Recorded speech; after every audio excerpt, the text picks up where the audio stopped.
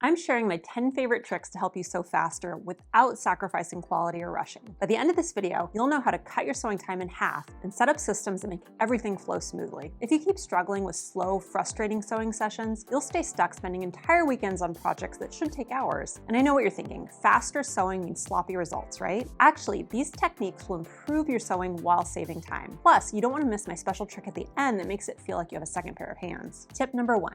Cut and sew on different days. Here's something that completely changed my sewing routine. I like to cut and prep 2 to 3 projects on a cutting day so that they're ready to go when I'm in the mood to sew. This saves me enormous amounts of time switching between tasks or rearranging my sewing room and tools every single session. Think of it like meal prep for sewing. Instead of starting from scratch every time you want to cook, you've got ingredients ready to go. If you find cutting tedious, it's actually nice to get it done on a day when you don't have much brain power. Just put on some music or a podcast and go through multiple projects at once. Later on, it feels so good to step into your sewing space and have a new project cut and ready to go. Tip number 2.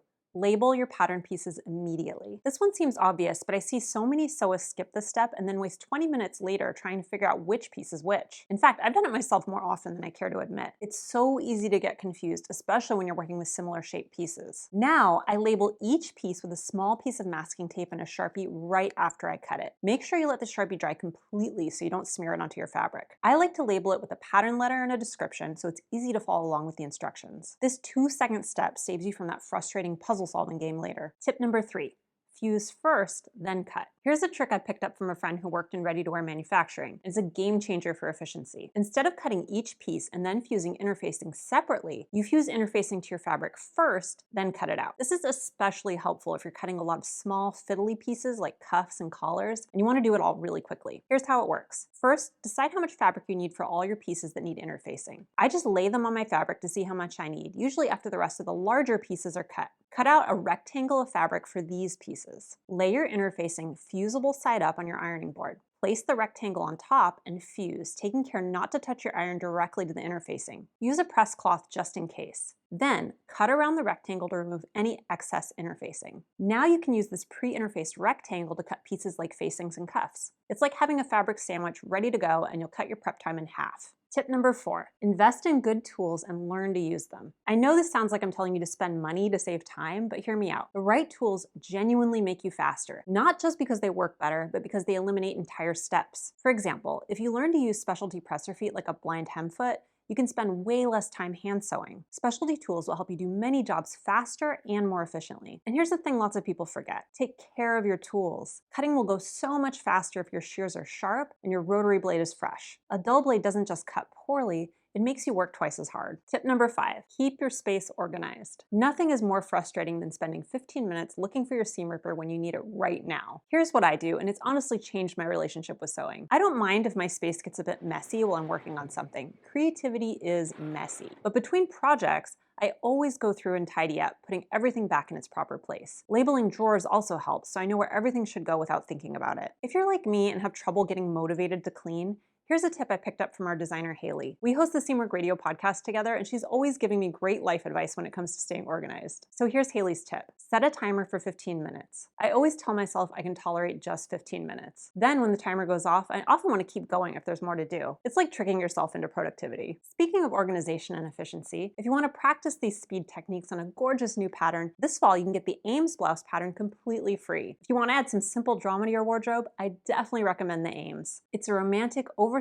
button-up blouse with raglan sleeves and front and back gathers on the lined, curved yoke. The construction is straightforward enough to practice your new speed techniques, but interesting enough to keep you engaged. I'll put the link in the description below so you can grab your free pattern. Tip number 6, batch press your seams. This tip alone will probably cut 30% off your sewing time. We all know that we're supposed to press our seams after we sew them, right? Well, that's true, but that doesn't mean you can't sew more than one seam before you start pressing. Instead of running back and forth to your ironing board after every single seam, sew as much as you can before you move over to press. Remember, when it comes to efficiency, batching is your friend. Just be sure to stop and press anytime you have intersecting seams, because otherwise you'll be stitching bubbling seams into place. This saves a huge amount of time moving around between your sewing machine and your ironing board. And here's a bonus tip.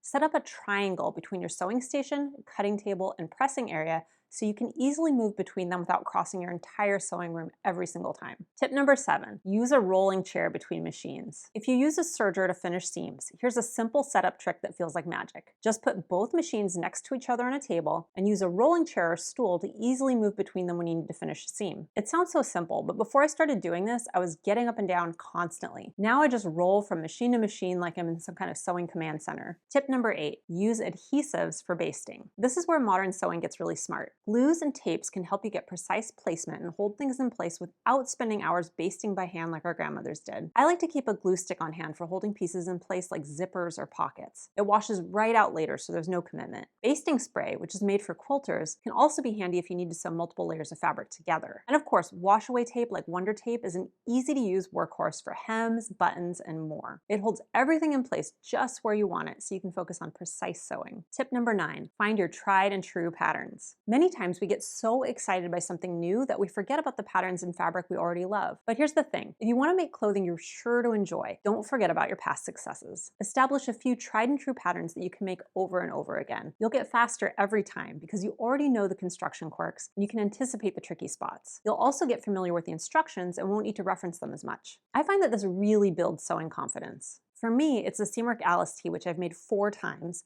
and the ash dress, which I've made 3 times. Each time I make them, it goes faster because I'm not learning the pattern and the technique at the same time. It's like having a conversation with an old friend versus meeting someone new. Both are valuable, but one definitely flows more easily. Tip number 10, learn to use your seam ripper properly. And here's my favorite speed trick that really does feel like having a second pair of hands. Mistakes happen, and spending hours ripping them out can be absolutely discouraging. But learning to use your seam ripper efficiently changes everything. For most seams, insert your seam ripper with the ball side down as you cut through the stitches, so you don't tear the fabric. But here's the game-changing trick for long seams. Use your sewing machine foot as another pair of hands. Place your garment under the presser foot and lower it to hold the fabric in place. This allows you to put tension on the seam, making it much easier and faster to cut through those stitches. It's like having an assistant holding everything steady while you work. Once you've mastered these speed techniques, you'll want to make sure you're not accidentally undoing all that efficiency with common beginner mistakes that slow you down. I've seen the same 10 mistakes trip up sewists over and over, and I made them too, so you're definitely not alone. Watch this video next to see exactly what they are and how to avoid them.